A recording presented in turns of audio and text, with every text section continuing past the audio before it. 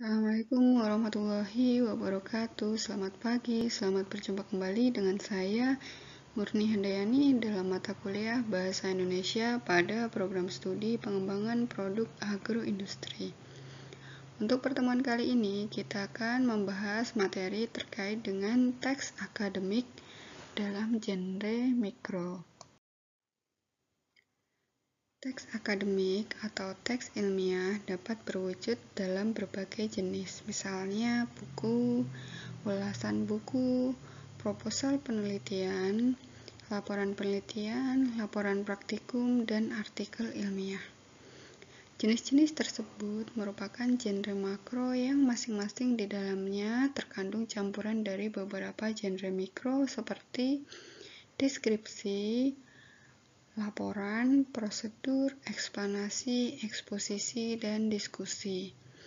Genre makro adalah genre yang digunakan untuk menamai sebuah jenis teks secara keseluruhan, dan genre mikro adalah subgenre yang lebih kecil yang terdapat di dalam dan dipayungi oleh genre makro tersebut. Perbedaan antara teks akademik dan teks non-akademik perlu dijelaskan secara memadai dengan mengidentifikasi ciri-ciri yang ada. Pendapat tentang teks akademik yang berkembang selama ini adalah bahwa teks akademik mempunyai ciri-ciri antara lain sederhana, padat, objektif, dan logis.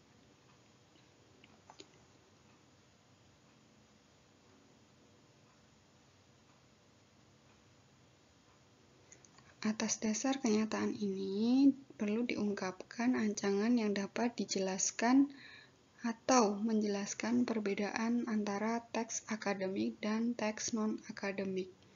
Perbedaan antara teks akademik dan teks non-akademik tidak dilihat sebagai perbedaan antara hitam dan putih. Akan tetapi, perbedaannya adalah dilihat dari kecenderungan ciri-ciri yang dikandung oleh teks tersebut. Teks akademik diasosiasikan dengan teks tulis, dan teks non-akademik diasosiasikan dengan teks lisan. Teks tulis bukan teks yang dimediakan dengan tulisan, sebaliknya, teks lisan bukan teks yang dituturkan secara lisan.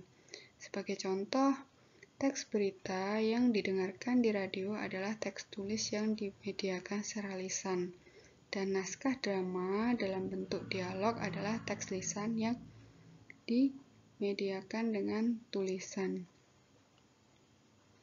Sebuah teks biasanya mengandung ciri-ciri lisan dan ciri-ciri tulis sekaligus. Hal ini berarti bahwa sebuah teks yang tergolong ke dalam teks tulis, misalnya artikel ilmiah, pasti dalam hal tertentu juga mengandung ciri-ciri lisan. Sebaliknya, percakapan di antara dua orang yang sudah barang tentu itu merupakan teks lisan. Pasti dalam hal tertentu juga mengandung ciri-ciri tulis. Dengan demikian, sebagaimana telah dijelaskan di atas, perbedaan di antaranya adalah bukan perbedaan secara hitam dan putih.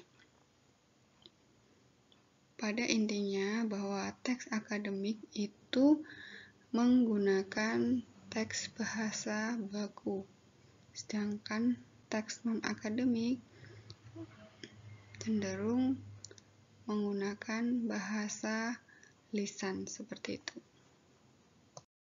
Berikut ini merupakan ciri lain dari teks akademik.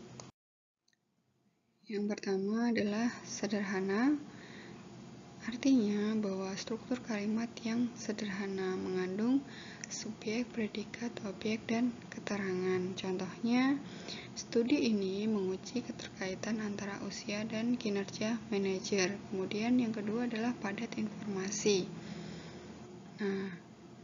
Contohnya adalah jadi genotip klon karet PB260 ialah A besar A kecil, B besar B besar, yang artinya adalah tahan terhadap sifat PGDC. Ciri lain yang ketiga adalah padat kata-kata leksikal. padat kata-kata leksikal bahwa arti dari kata leksikal adalah kata isi, baik nomina, verba, predikator, adjektiva, dan adverbia tertentu daripada kata struktural, yaitu konjungsi, kata sandang, preposisi, dan sebagainya.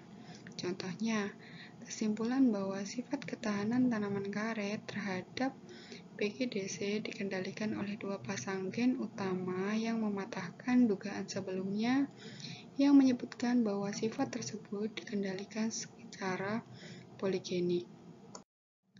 Kemudian selanjutnya adalah banyak memanfaatkan nominalisasi. Di sini perubahan verba menjadi nomina untuk menyatakan suatu proses pada teks akademik. Contohnya, bertujuan berubah menjadi tujuan, menelaah menjadi telaah, menganalisis menjadi analisis, bercakap-cakap menggunakan percakapan, diasumsikan menjadi asumsi, berkomunikasi menjadi komunikasi, menggunakan atau digunakan menjadi penggunaan, didefinisikan menjadi definisi. Perubahan dari verba menjadi nomina itu digunakan untuk memadatkan informasi dan mengeneralisasi peristiwa subjektif menjadi objektif, seperti itu. Contohnya, pengendalian PGDC dengan cara penyemprotan fungisida terbukti kurang bermanfaat.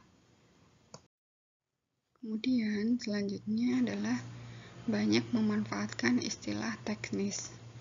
Istilah sama dapat mengandung makna yang berbeda apabila istilah itu digunakan pada ilmu yang berbeda. Contohnya, istilah morfologi digunakan dalam bidang linguistik berarti ilmu yang berkenaan dengan pembentukan kata. Tetapi, jika digunakan dalam bidang biologi atau pertanian atau fisika, istilah tersebut mengandung makna struktur, susunan, komposisi, dan tata letak. Sekian untuk materi pada pertemuan kita hari ini. Terima kasih atas kerjasamanya. Semangat belajar. Apabila ada yang ingin ditanyakan atau kurang paham, silahkan disampaikan melalui grup WhatsApp.